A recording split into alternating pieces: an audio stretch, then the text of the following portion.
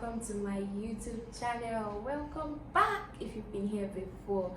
And hey, today's episode is a very serious one, my people. We are going to be talking about breakfast. Yes, so breakfast. Well, if you are not Nigerian, breakfast to you would probably mean bread, egg, and tea. But no, my dear, no, darling. Breakfast is not bread, egg, and tea. Breakfast here in Nigeria is heartbreak. Emphasis on obeying power. Emphasis on premium dissolution of illegal or legal relationship or union. Yes, my people, we are going to be talking about breakfast and the law. What does the law have to say about breakfast? The way people are serving this breakfast everywhere, we need to revisit this thing. All these failed love affairs. My people, if you know that you want to know what the law has to say about this particular situation, I want you to, with your full chest, subscribe to this channel and also click on the notification button to get these kinds of content that would enlighten you. Alright, so we will be right back. Welcome back once again. Very peaceful welcome to you. Please, I am not here to shake tables. I am only here to help strengthen the tables. Yes. Now, what is heartbreak? In fact, first off, there are some people that have been peppering us with relationship. You are that man and woman. You guys have been saying, I love you, I love you, I love you. You've even progressed to telling yourselves that you will build a future together, you'll be husband and wife, and they have promised you marriage, sister. My dear, and all of a sudden one person wakes up in the morning and say, I know they do again. That is heartbreak. And I give you this legal advice for free. Sue him. Yes or her. Whoever says, I know they do again after wasting your time, because you can. Yes, you can. Or you are that brother or guy investor. Yes, you have invested all your money in that sister in view that she would be your lawfully wedded wife. Yes, in view that she is the bone of your bone and the carbohydrates in your complete balanced diet. My sister and my brother. This situation is a very critical one, and I want you to take it very critically. Brother investor, what if I told you that you can recover all that you have spent on her and even Jara on top? Would you believe me? Well, I give you this legal advice for free. You can, under a law called the breach of promise to marry. Yes, there's a cause of action called the breach of promise to marry. So once you have promised somebody to marry them, or somebody has promised you to marry them, and all of a sudden one person calls it off without any valid reason, my people, you can always get something out of it. There's no need to come online to be ranting. We, your online in-laws, are here to tell you now, and they are using me as a representative. You can sue that young man. Now let us dive right into the nitty-gritty of this matter. Welcome back once again. Very peaceful welcome to you. Please, I am not here to shake tables. I am only here to help strengthen the tables. Yes. Now, what is heartbreak? In fact, first off, there are some people that have been peppering us with relationship. You are that man and woman. You guys have been saying, I love you, I love you, I love you. You've even progressed to telling yourselves that you will build a future together, you'll be husband and wife, and they have promised you marriage, sister. My dear, and all of a sudden one person wakes up in the morning and say, I know they do again. That is heartbreak. And I give you this legal advice for free. Sue him. Yes or her. Whoever says, I know they do again after wasting your time, because you can. Yes, you can. Or you are that brother or guy investor. Yes, you have invested all your money in that sister in view that she would be your lawfully wedded wife. Yes, in view that she is the bone of your bone and the carbohydrates in your complete balanced diet. My sister and my brother. This situation is a very critical one, and I want you to take it very critically. Brother investor, what if I told you that you can recover all that you have spent on her and even Jara on top? Would you believe me? Well, I give you this legal advice for free. You can, under a law called the breach of promise to marry. Yes, there's a cause of action called the breach of promise to marry. So once you have promised somebody to marry them, or somebody has promised you to marry them, and all of a sudden one person calls it off without any valid reason. My people, you can always get something out of it. There's no need to come online to be ranting. We, your online in-laws, are here to tell you now, and they are using me as a representative. You can sue that young man. Guys, now, before we understand what a breach of promise to marry, or how one can seek redress with regards to the breach of promise to marry, let's first off get what the law says about a promise, or what a promise is, or a promise to marry in the eyes of the law. Because you see, those connival relationships and those romantic relationships that are pointless, directionless, those boyfriend and girlfriend that don't know where they are going to, they don't even know if they are ever going anywhere. The law has no business with tribalities. Like, those ones are tribal, and the law does not seek to work with tribalities. So let us understand what a promise and a promise to marry is, so that you will not say, hey, she said, oh, I can seek redress. So not without your backyard girlfriend and boyfriend, and nobody knows where both of you, your relationship is going. So let's understand this. Now, what does the law say about a promise, or what is a promise in the eye of the law? Simply put, a promise is when you tell somebody something, and that person, believing what you have said, acts or refrain from acting in a particular way because of what you have said. So it depends on you. Whatever you have told that person, if the person decides and believes in it and starts acting with regards to what you have said to that person, that is a promise to marry. So just in case you have told that girl, hey, I love you, I marry you, and the girl has told other people, no, because of you, and now you are saying you are not doing again, you must do. In fact, even if you don't, you must pay for it.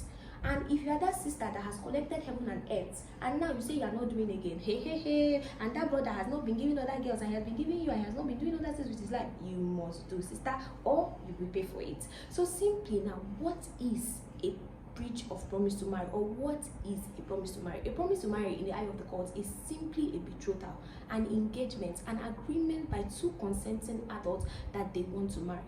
And how do these agreements come on board? Because whenever this agreement comes on board, the law immediately sees it as a formal agreement, like something that the law backs up. It is a contract. It is now a formal agreement between you and that consenting adult. So just in case you are saying, yes, if I just play, you were not playing if you had promised her marriage and she had acted upon that promise. So now, guys, let us see what the law will do. In fact, how would the law, what are those criteria that the law will see and say, yes, there is a breach of promise to marry? Okay, guys, while it is important for us to consider the criteria that the court would see and assume that there have been a breach of promise to marry, it is also very important that we consider the requirements, that we even make the court see that yes, so this promise to marry is actually a valid one, and because it is valid, it has formed a formal agreement and thus a binding contract between both parties. But before we do that, so let us understand this requirement that the law we see and say yes, so there have been a valid promise to marry. First off, you must understand that for there to be a valid contract, four things are very important though. There must be an offer, acceptance, consideration, and of course many other things. Capacity to enter into legal contracts, capacity and age. Like, you must not, in fact, you cannot be a mad person. In fact, you cannot say I promised a mad person marriage, or both of you are insane, or one person is insane and you're saying, well, he promised me, she promised me, and she said yes, and she's insane. Mad people are not allowed to enter into contract though. It will never form a valid contract. And you that is a minor, you are not even up to the age, you are one boy and one small child from where I don't know came and say, oh, we are in a relationship, we have promised to marry. Children are not involved in the business of marriage. Minors are not allowed into marriage. However, in some states, the age limit for marriage differs. Some 18, some 16. But then get it into your head, because if you are a minor, a child, what is a child doing in the business of marriage? A child is not allowed in the business of marriage. It is for two consenting adults. Emphasis on adults, not minors. So before you even say there have been a breach, you must first have capacity to contract this kind of legal agreements. I don't know if you get me. So once you are mad, there'll be no offer in that he has proposed to you, he has said, please will you marry me, or she has proposed to you, who knows, and there'll be an acceptance. Some people, both of you said yes, or one person said yes, and yes, that is offer and acceptance. And the consideration here will be your exchange, your mutual exchange of promises. Promise that yes, I'll marry you, okay, let's plan to get the consideration done. So once these things are in place and you guys are capacitated to contract, to enter into this contract, in that you are of age and you are not married, the court will hold that you have a valid contract to marry or promise to marry. That's just it. Promise to marry rather. So now that the court has seen that yes, so there's been a valid promise to marry, what are those things what are those basic criteria, those elements that would the court say yes, so this guy has breached that promise? Number one, when you have proven that yes, there was indeed a promise to marry, probably through by action, maybe his action, he came to see your parents, brought wine and all of those things, telling them, oh, I'm here, I'm cutting your daughter, oh, I'm dating her, oh, and I want to marry her. Or by words of mouth, he has come and told you, please, angel of my life, angel, without you, my well is empty, or I know where. Anyone he told you, and you said yes, and people were there, or better still, you proposed and you screenshotted the ring on your hand, you have posted, everybody's aware, congratulations everywhere, everybody knows that in fact you are supposed to get married to him, sister. Or better still, you have gone to see, in fact, everybody calling you my wife in his house. You have it there. It must not be written before it will be a valid contract or promise of marriage. It mustn't be. It can be by words of mouth. It can be by action. It can also be written, depending, as long as you can prove that indeed this man promised you marriage. You have it there. You have a case. Or this girl promised to marry. You have it there. You have a case. So once the court is sure that this thing happened, boom. The next thing you need to prove is that yes, so somebody has failed to fulfill their obligations. Whether it was an anticipatory failure, probably he has not yet, okay, maybe, for example, before the date he promised to marry you, he absconded with another woman, and you are seeing pictures everywhere of somebody that is not you, but it is your man and he's getting married. Or better still, the date has come for him to marry you, he has not married you, and there's no valid reason, and he says he's not doing again. Boom, or she says she's not doing again. You have it there. Somebody has failed to fulfill their own part of the contract, to fulfill their own obligations. That is the criteria. My sister, it's not a light thing. I don't see why we, the online in-laws here, you keep ranting and ranting and ranting, but you have a case. You have a case. You can seek redress from the courts. You have a case. If you are sure that there was indeed a promise to marry and that somebody breached it and that person wasn't you, and you are angry about it, and you have wasted your time, your efforts, everything that you had in you have a case right there. And you can claim so much. There's this case now, this case on ground. Somebody claimed 20 million, pooping sum of 20 million naira. Yes, I think it's Mabamije versus Otto. Yes, that case. Man, people are wise, so 20 million naira. So we're going to be talking about the cases where these things have played in our Nigerian courts and what the court held, to show you that these things actually happen. It's just you that does not know. That's how you just keep crying. Later you eat and become fat and say, I'll get over it. There's no need to get over it. It's when you can be chilling in Dubai with the money that you have gotten, or when you can be buying new houses and properties with the money you have retrieved from that girl that you invested in her. So there's no need. I'm not all for violence. So as I told you earlier, I'm not here to shake them. I'm here to strengthen the legs of the table, so that when they are balancing, they balance well. So that you will not see that I did not tell you. I am telling you free legal advice. So let us go and visit those cases and what the court held. These cases are very interesting cases, so don't worry, you hear them yourself. Alright, if you have not subscribed to this channel, it is a good time to. My dear, as I promised, I bring you the gist. Yes, I have brought you the gist of that case I called. The gist of the case of Mabamije versus Otto. The auntie that claims 20 million naira because her fiancé failed to marry her, or her supposed fiancé did not later agree to marry her. Auntie did, and she also asked the court to compel the young man to marry her. But you know, the court cannot force an unwilling party on a willing party. It is not done. So she was actually supposed to get damages for what had happened, but Auntie messed up in the end. She, however, agreed on another case. In fact, she had filed the case before, and she had agreed with the intervention of the man's company that they were going to settle her outside court, and she accepted, and the case could, and she came back again to sue. So the court was like, you've already accepted now. It has even showed proof that yes, so you accepted and he has settled you, and also she was not able to claim that. But in another case, this one is a young man, very smart young man. He was engaged to be married to a banker. This guy is a bank official, and in view of marriage, Oga sent Auntie abroad to go and study. I don't know if it's masters, I don't know, probably masters. And Auntie went to England, and when she was in England, she actually purchased a land though.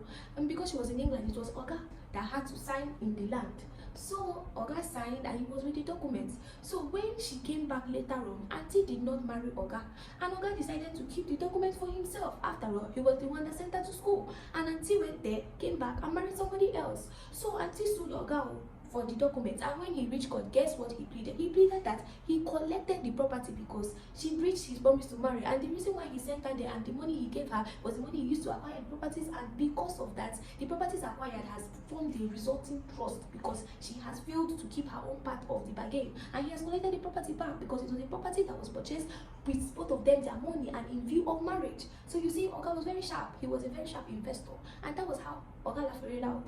He was not allowed to pay again. So my dear, you that is coming online to rant, I don't know your problem, or maybe you don't know about this. Now I'm telling you, people are cashing out. Heartbreak is not supposed to be something, yes, it's a national cake, but this national cake is something you can benefit from. You must not cry, you can also laugh. There is a crying part, there is a laughing part. So once it is a serious relationship, not that directionless one you are doing or any other person is doing, I mean a very serious minded relationship that was supposed to lead to marriage, and one person said no, I'm not doing again, and you see that that person has no valid reason at all, and you feel that yes, so you have been used, you have wasted your time. In fact, you can claim damages. Go and seek redress from the courts. I give you this advice for free as your baby girl. And if you love what you have watched, I want you to please subscribe to this channel, because next time we are going to be talking about what you can say just in case you are a gold digger and you found out that Oga has no gold to dig. How can you carry your shovel to another location without problem?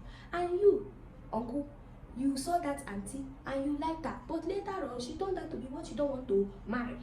How can you now carry yourself without any form of paying damages or suing and everything? We are going to be talking about the defenses that will avail you once this kind of things are being called. In fact, once you are being placed in a position to be sued by this kind of action. What are your defenses? What are the things that will avail you? How can you walk free from all of this? I'll be sharing this in my next class, so just in case you are there or you want to know, you really need to subscribe to this channel. You really have to, because next week will be hot. I am going to be sharing with you defenses that can avail you so that you can walk free. Yes.